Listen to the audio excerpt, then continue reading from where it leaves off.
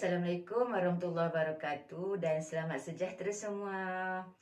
Jom belajar sama cikgu. Dalam video kali ini, kita akan belajar proses penyerapan dan pengangkutan hasil pencernaan serta penyah tinjaan.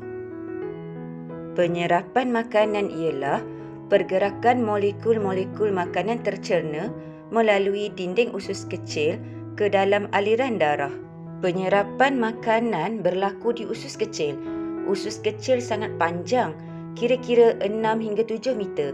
Ini memberikan masa yang banyak untuk makanan tercerna diserap apabila melalui usus kecil dengan perlahan-lahan. Dinding usus kecil kita dipenuhi dengan berjuta-juta unjuran halus yang disebut vilus. Unjuran-unjuran ini meningkatkan luas permukaan untuk proses penyerapan makanan tercerna.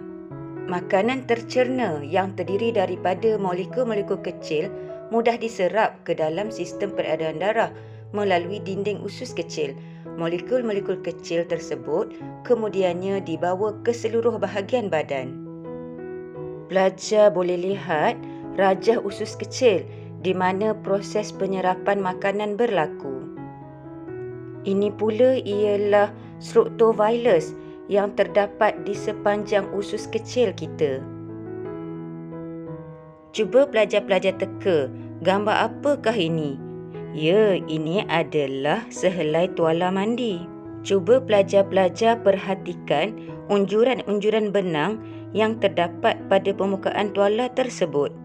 Jadi, pelajar-pelajar boleh bayangkan vilus seperti unjuran benang pada sehelai tuala. Jom kita lihat ciri-ciri vilus pada dinding usus kecil. Permukaan usus kecil berlipat-lipat untuk menambahkan luas permukaan dan meningkatkan kadar penyerapan hasil pencernaan. Dinding vilus sangat nipis, iaitu setebal satu sel sahaja untuk meningkatkan kadar penyerapan. Salur darah di usus kecil berfungsi untuk mengangkut nutrien ke seluruh bahagian badan. Apakah fungsi lektil? Lektil berfungsi untuk menyerap lemak yang dicerna. Lektil akan menyalurkan lemak ke sistem limfa yang kemudiannya disalurkan ke sistem peredaran darah. Pelajar-pelajar, jom kita lihat proses pengangkutan hasil pencernaan. Makanan yang telah dicerna dan diserap ke dalam vilus perlu sampai ke sel-sel badan. Molekul yang telah diserap ke dalam vilus akan mengalami asimilasi. Apakah maksud asimilasi? Asimilasi ialah proses pengagihan hasil akhir pencernaan bagi kegunaan sel-sel badan. Badan kita menggunakan hasil akhir pencernaan seperti yang berikut. Yang pertama, glukosa digunakan untuk menghasilkan tenaga dalam proses respirasi. Yang kedua, asid amino digunakan untuk membentuk komponen sel-sel. Dan yang ketiga, asid lemak dan gliserol bergabung untuk membentuk lemak yang berfungsi sebagai penebat haba dan pelindung organ dalaman. Ketiga-tiga sistem di bawah ini bekerjasama untuk memastikan molekul makanan yang tercerna sampai ke sel-sel badan.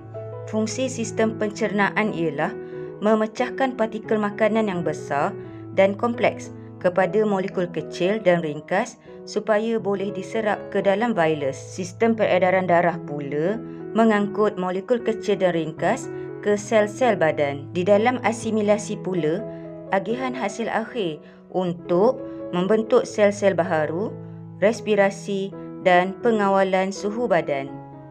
Jom kita belajar penyah tinjaan. Makanan yang tidak dicerna dan makanan yang tidak diserap di dalam usus kecil seperti serat, sisa rembesan salur pencernaan, sel-sel mati dan air akan bergerak ke usus besar. Semasa bergerak di sepanjang usus besar, air dan garam mineral akan diserap semula ke dalam aliran darah. Hal ini menyebabkan makanan yang tidak diserap dan tidak dicerna menjadi sisa pepejal yang disebut sebagai tinja. Ingat ya pelajar-pelajar, tinja bukannya ninja. Tinja akan disimpan sementara di dalam rektum sebelum disingkirkan melalui dubur. Proses penyingkiran tinja daripada badan disebut sebagai penyah tinjaan.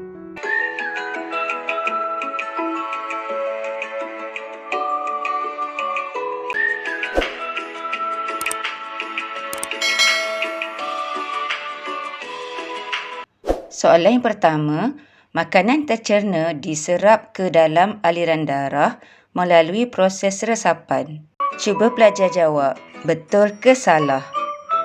Jawapannya, ya, betul. Soalan yang kedua, oksigen ialah hasil respirasi sel yang perlu disingkirkan daripada badan. Betul ke salah?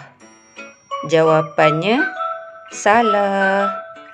Soalan yang ketiga, penyerapan nutrien di usus kecil menjadi lebih cekap dengan kehadiran virus. Cepat jawab, betul ke salah? Ya, jawapannya betul. Soalan yang seterusnya, glukosa, vitamin dan asid amino akan diserap ke dalam lektil. Cepat pelajar-pelajar cikgu jawab, betul ke salah? Jawapannya ialah salah. Pernyataan yang terakhir, darah mengangkut nutrien ke hati, kemudian ke jantung untuk dihantar ke semua bahagian badan. Cuba pelajar jawab, betul ke salah?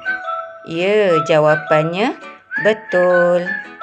Cikgu harap semua pelajar faham dengan video ini. Jumpa lagi. Jutaan terima kasih saya ucapkan kepada semua subscribers. Tidak kira di mana anda berada, teruskan sokongan anda kepada channel saya. Jangan lupa like, komen, subscribe dan aktifkan notifikasi loceng agar anda tidak terlepas video terbaru daripada saya. Terima kasih kerana menonton video ini. Terima kasih.